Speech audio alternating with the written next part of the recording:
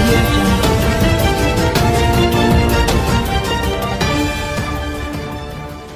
Boosting చేస్తే ఆత్మగౌరవం పునాదుల మీద ఏర్పడ్డ తెలుగుదేశం పార్టీ ఢిల్లీలో ఆత్మగౌరవం తాకట్టు పెట్టిందని చెప్పుకొని ఏర్పాటు చేసిన తెలుగుదేశం పార్టీ తెలుగు ప్రజల యొక్క ఆత్మగౌరవం మీద దెబ్బతీసిందని చెప్పి ఎన్టీ రామారావు అంతటోనే మట్టి కల్పించరు.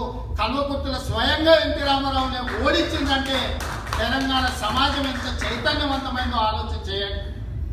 ఆనాడు ఎన్టీ రామారావు గారి కుటుంబం అధికారంలో భాగస్వామ్యం తీసుకోలేదు, అవినీతిలో భాగస్వామ్యం లేదు.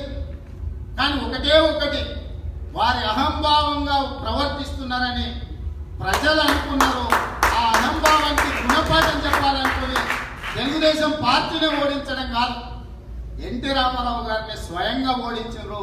89 చరిత్రలు తిరిగేయండి మిత్రులారా. 89 చరిత్రలు తిరిగేస్తే ఈనాటి చంద్రశేఖరరావు గారి యొక్క పరిపాలనకు ఎలాంటి సమాధానం తెలంగాణ సమాజం నుంచి రాబోతుందో మిత్రులకు అవగాహన వస్తుంది.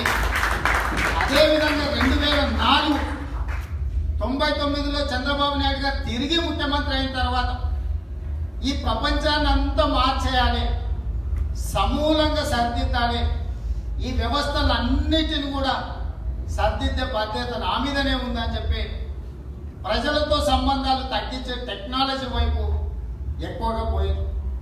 అన్ని ప్రయత్నాలు చేసిండ్రు, వారు మంచి అనుకునే చేసిండ్రు. కానీ చివరాఖరికి 2004లో ఏం జరిగింది? చంద్రబాబు నాయుడు గారు ఓడిపోయి 46 సీట్లకు పడిపోయింది. చంద్రబాబు నాయుడు గారు ఐటీ కంపెనీలను తెచ్చిపెట్టింది మొత్తం ఖైరతాబాద్ నియోజకవర్గంలోని. ఐటీ కంపెనీలు అక్కడనే వచ్చినాయి, ఔటర్ రింగ్ రోడ్లు అక్కడనే వచ్చినాయి, అభివృద్ధి మొత్తం అక్కడనే వచ్చింది. చివరికి బాగా తిన్న వాళ్లకు అరగడం కోసం కేబీఆర్ పార్క్ చుట్టూత కార్లు పెట్టుకొని నడవడానికి వాకింగ్ ట్రాక్ కూడా వేసాడు. కానీ ఖైరతాబాద్ నియోజకవర్గం కూడా చంద్రబాబు నాయుడు గారు ఆనాడు ఓడిపోయింది. అంటే ప్రజలు కోరుకుంటున్నది ఒకటైతే, పాలకులు చేస్తున్నది ఇంకొకటైతే. ఆనాడు ఎన్నికల తర్వాత మేము విద్యార్థి నాయకులు ఉండేది, తెలంగాణ ఉద్యమంలో క్రియాశీలకంగా ఉన్నాం. చంద్రబాబు నాయుడు గారు ఐటీ ఎక్స్పర్టు, టెక్నికల్ ఎక్స్పర్టు, ఈవీఎంలు అప్పుడే మొదటిసారి ప్రవేశపెట్టారు.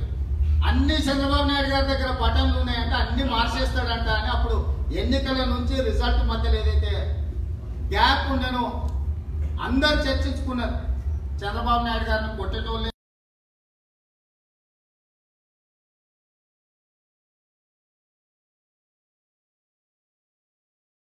ఉద్యమంలో పాల్గొన్న ఒక్కరని ఈరోజు చంద్రశేఖరరావు గారు ఎంబడి ఉన్నారా? మీరు ఆలోచన చేయండి.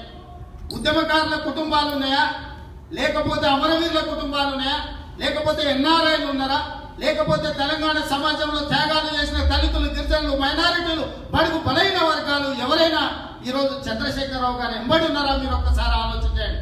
ఇవాళ చంద్రశేఖరరావు గారు ఎంబడి ఎవరున్నారా అంటే ఒక తలసాని శ్రీనివాస్ యాదవ్, ఒక తుమ్మల నాగేశ్వరరావు, లేకపోతే ఒక తీగల కృష్ణారెడ్డి, పదవుల కోసం పోయిన వాళ్ళు, లేదా కాంట్రాక్టులకు పోయిన మెగా కృష్ణారెడ్డి, నైవేద్య సివి రావు, లేదా పొంగులేటి శ్రీనివాస్ రెడ్డి ఉండొచ్చు తప్ప వీళ్ళందరికీ తెలంగాణ ఉద్యమంలో, తెలంగాణ సమాజంలో వీళ్ళకున్న భాగస్వామ్యం ఎంత?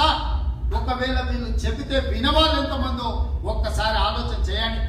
ఆనాడు కావచ్చు, కోరేటెంకన్న కావచ్చు, చివరికి ఏపూరి సోమన్న కావచ్చు, కవులు, కళాకారులు ఎవరైనా ఈరోజు చంద్రశేఖరరావు గారు ఎంబడి ఉన్నారా?